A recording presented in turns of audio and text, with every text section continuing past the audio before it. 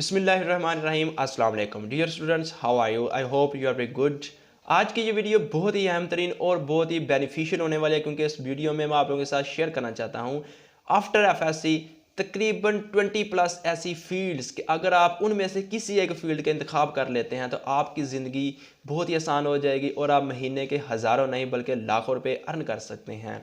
तो बिना time waste के चलते अपने फील्ड्स की जानिब। और आज की इस वीडियो में मैं आप लोगों के साथ बहुत ही लंबी चौड़ी गुफ्तगू नहीं करने वाला, क्योंकि इस वीडियो में मैं पूरे डिटेल से और पूरे यूनिक तरीके से आप लोगों के साथ सारी फील्ड्स शेयर करूंगा। तो सबसे पहली जो फील्ड्स है वो है बैचलर ऑफ डेंटल सर्जरी यानी बीडीएस। अगर आप डेंटल सर्जन बनना चाहते हैं या डेंटिस्ट बनना चाहते हैं तो आपको ये फील्ड इंतखाब करना होगा इस फील्ड का। उसकी जो रिक्वायरमेंट वो ये है कि आपके एफएससी में तकरीबन 60% मार्क्स होने चाहिए। अब इसके स्कोप के बारे में बात करते हैं। इसका स्कोप ये है कि आप अपना क्लिनिक स्टार्ट कर सकते हैं और इसके अलावा आप आर्मी डेंटल कॉरपोरेशन में भी काम कर सकते हैं। इसके अलावा आप डेंटल सर्जन भी बन सकते हैं स्टेट और गवर्नमेंट के।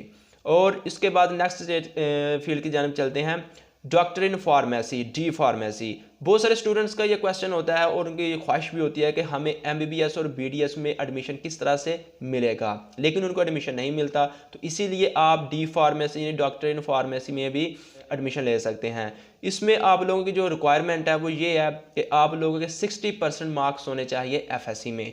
इसका जो कोर्स है वो 5 ईयर्स प्रोग्राम्स होता है। फिर उसके बाद इसकी स्कोप की बात करते हैं जी। इसकी स्कोप ये है कि आप किसी भी प्राइवेट या गवर्नमेंट हॉस्पिटल में काम कर सकते हैं, आप फार्मास्यूटिकल बिजनेस भी ओपन कर सकते हैं और इसके अलावा आप लोकली प्लेसेस पर और इंटरनेशनल प्लेसेस दोनों पर भी काम कर सकते हैं। उसके बाद आते हैं जी डॉक्टर ऑफ वेटरनरी मेडिसिन या डीवीएम। हमारे माशरे में एक बहुत ही गलत कंसेप्ट पाया जाता है। लोग कहते हैं कि हमारा बेटा जानवरों का डॉक्टर बनेगा, तो ऐसा सोचना हरगज़ गलत है। हमारे माशरे में तो नहीं, लेकिन बाहर की जो कंट्रीज़ है वहाँ पर जो जानवर होते हैं जैसे घोड़े, भैंसे, गाय वगैरह, उनकी नस्ल कशी की जा रही है। आने वाली नस्ल है उसमें बेहतरी के लिए बहुत सारे एक्सपेरिमेंट किए जा रहे हैं। तो इसीलिए अगर आप डीवीएम का कोर्स कर लेते हैं तो पाकिस्तान में तो आप नाम कमाएंगे ही, लेकिन बाहर की कंट्रीज़ में भी आपको बहुत अच्छी खासी पैसों पर जॉब मिल सकती हैं। इसका जो कोर्स है वो तकरीबन 4 साल का है और इसकी जो रिक्वायरमेंट है वो ये है कि आपके एफएससी में तकरीबन 65% मार्क्स होने चाहिए और फिजिक्स, केमिस्ट्री, बायोलॉजी इन तीनों में आपके 50% मार्क्स होने चाहिए। और इसकी जो स्कोप है वो ये है कि आप अपना वेटरनरी बिजनेस भी स्टार्ट कर सकते हैं, आप बाहर की कंट्रीज़ में भी जा सकते हैं और वहाँ पर भी आप हाईली पेड डॉक्टर बन सकते हैं। अब चलते हैं जी नेक्स्ट फील्ड की जानिब। नेक्स्ट फील्ड है वो ये है कि bachelor of health science from UHS, यानी कि आपने यूनिवर्सिटी ऑफ हेल्थ साइंसेज से भी ये कोर्स करना है। 4 सालों में ये आप मुकम्मल करेंगे और इसकी जो रिक्वायरमेंट है वो ये है कि आपके 60% मार्क्स होने चाहिए एफएससी में। अब इसके स्कोप की बात करते हैं जी। स्कोप जो वो ये है कि आप किसी भी पब्लिक या प्राइवेट कम्युनिटी में अपनी ऑर्गेनाइजेशन बना सकते हैं और वहाँ पे काम कर सकते हैं। आप एक हेल्थ एजुकेटर भी लग सकते हैं और इसके अलावा आप मेंटल हेल्थ काउंसलर के तौर पर भी काम कर सकते हैं। अब चलते हैं जी नेक्स्ट फील्ड की जानिब, PS honour optometry and orthoptic. इसमें आपने कुछ यूँ करना है कि जो आँखों से रिलेटेड प्रॉब्लम्स होती हैं आपने उनको देखना होता है और न्यूरोलॉजिकल कंडीशन जो होती हैं आपने उनको देखना होता है। इसका जो कोर्स है वो 4 ईयर्स प्रोग्राम है और इसमें जो रिक्वायरमेंट है वो ये है कि आपके 50% मार्क्स होने चाहिए एफएससी में। इसकी जो स्कोप की अगर बात करें तो आप पब्लिक या प्राइवेट हॉस्पिटल्स दोनों में काम कर सकते हैं। आप अपना प्राइवेट क्लिनिक भी लीगल तौर पर ओपन कर सकते हैं और उसको ग्रो कर सकते हैं और आप किसी भी फोरेंसिक लैब्स में काम कर सकते हैं। नेक्स्ट आ जाता है जी बीएससी नर्सिंग। बीएससी नर्सिंग जो है ये हमारे माशरे में खासकर फीमेल जो है ना वो बहुत ज़्यादा अडॉप्ट कर रही हैं इस प्रोफेशन को और आजकल मेल्स भी जो है ना वो भी इस प्रोफेशन की तरफ आ रहे हैं।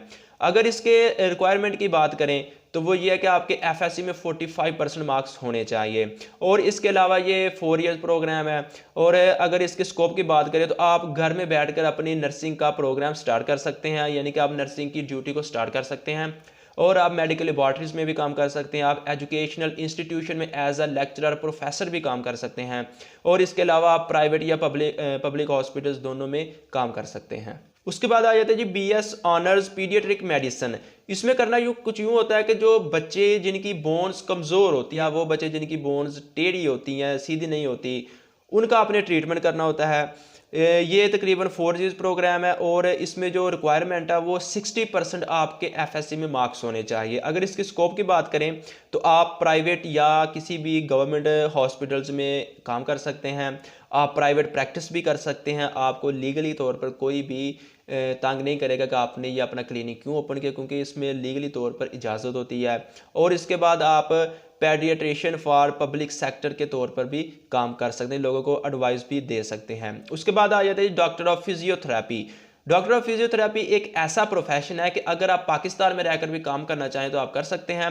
पाकिस्तान के बजाय अगर आप बाहर की कंट्री में जाएं तो आपको वहाँ पे ज़्यादा मुनाफा होगा। उसका फ़ायदा ये है और इसकी रीज़न ये है कि बाहर की कंट्रीज़ जो होती हैं वहाँ पे बड़े बड़े एथलीट्स और बड़े बड़े बॉक्सर वगैरह होते हैं, वो अपनी बोन्स का वीक में 1-2 बार ट्रीटमेंट करवाने आते हैं और अपनी मसाज वगैरह करवाते हैं। तो इसीलिए अगर आप बाहर की कंट्रीज़ में चले जाएं तो आपको इसका बहुत ज़्यादा फ़ायदा होगा। अगर इसके कोर्स की बात करें तो ये आपको तकरीबन 4 साल लगेंगे और इसकी जो रिक्वायरमेंट है वो ये है कि 50% मार्क्स आपके एफएससी में होने चाहिए। अब इसकी स्कोप की बात करते हैं तो आप किसी भी प्राइवेट एक्सरसाइज सेशन को स्टार्ट कर सकते हैं, यानी कि आप किसी भी मोहल्ले में किसी भी एरिया में जाकर वहाँ पर जो लोग होते हैं उनको प्राइवेट सेक्टर्स के तौर पर एक्सरसाइज भी करवा सकते हैं। और इसके अलावा आप किसी भी प्राइवेट या पब्लिक हॉस्पिटल्स में काम कर सकते हैं।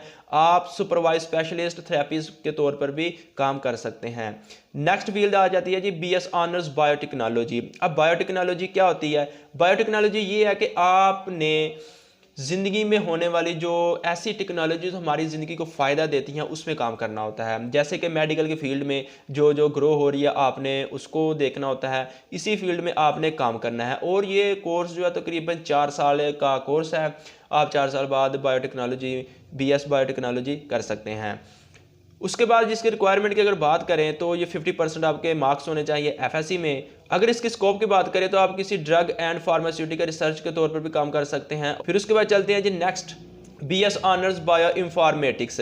अक्सर आपने देखा होगा कि सीआईडी का जो ड्रामा लगता है वहाँ पर उन्होंने अपना एक डॉक्टर रखा होता है जो कि लेबॉर्ट्री में उस इंसान का कुछ सैंपल ले जाता है जिसको कत्ल कर दिया जाता है, तो वहाँ पर पता लगाता है कि इसका डीएनए क्या है और इसको किसने कत्ल किया और इसके बॉडी पर किसके निशानात हैं। तो ये फील्ड बहुत ही मज़ेदार है और बहुत ही इंटरेस्टिंग है।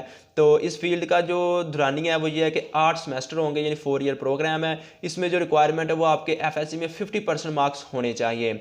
और इसमें जो स्कोप की बात करें तो वो ये है फोरेंसिक लैब में भी काम कर सकते हैं आप। Manage data bases in hospital regarding biological data storage, यानी कि जो हॉस्पिटल्स में जो डाटा बेसिस को मैनेज करते हैं और जो बायोलॉजिकल डाटा इकट्ठा किया जाता है वहाँ पर भी काम कर सकते हैं। उसके बाद आ जाते हैं BS honours botany. BS honours botany में ये होता है कि आपने पौधों के मतलब स्टडी करनी होती है और पौधों के मतलब जो भी मालूमात होती है इकट्ठी करनी होती है और आगे जाकर जो पौधों से और प्लांट से जो मेडिसिन और जो इंसानों की बेहतरी के लिए चीज़ें बनती है आपने उनको बनाना होता है किसी भी कंपनी में ज्वाइन करके। इसकी अगर रिक्वायरमेंट की बात करें तो आपके 50% मार्क्स चाहिए एफएससी में।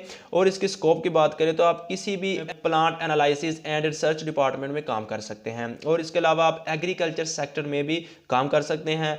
आप फार्मास्यूटिकल कंपनीज में भी काम कर सकते हैं जो कि मेडिसिन प्लांट से बनती हैं। उसके बाद आ जाता है बीएस माइक्रोबायोलॉजी। बाहर की कंट्रीज में लोग अपने हार्मोन्स को चेंज करवा रहे हैं, तो बीएस माइक्रोबायोलॉजी में आपने हार्मोन्स की स्टडी करनी होती है। इसमें आप लोगों को तकरीबन 50% मार्क्स एफएससी में चाहिए। और इसके अगर स्कोप की बात करें तो वो बहुत ही ज़्यादा है। इसमें सबसे पहले आप किसी भी एग्रीकल्चर डिपार्टमेंट में काम कर सकते हैं, आप केमिकल इंडस्ट्रीज़ में काम कर सकते हैं, आप फूड इंडस्ट्रीज़ में काम कर सकते हैं और आप इन्वायरमेंटल एजेंसीज में भी काम कर सकते हैं। उसके बाद नेक्स्ट आ जाते हैं जी BS honours nutrition. Nutrition basically होती क्या है? हर वो इंसान जो जिम लगाता है या वो इंसान जिसका मैदा काम नहीं करता या वो इंसान जो जिस्मानी तौर पर कमज़ोर वीक और लागर होते हैं वो डॉक्टर्स के पास जाते हैं और डॉक्टर से अपनी फूड रिकमेंड करवाते हैं। डॉक्टर्स उनकी कंडीशन को देखकर बताते हैं कि आपने दिन के टाइम ये चीज़ें खानी है, इन चीज़ों से परहेज़ करने, ये चीज़ इतनी खानी है, इस चीज़ से इतने दिन तक दूर रहना है। तो आप बीएस ऑनर्स न्यूट्रिशन कर ले तो आप किसी भी फॉर्म में काम कर सकते हैं। इसके जो रिक्वायरमेंट है यानी कि इसका क्राइटेरिया वो 50% मार्क्स आपके एफएससी में होने चाहिए।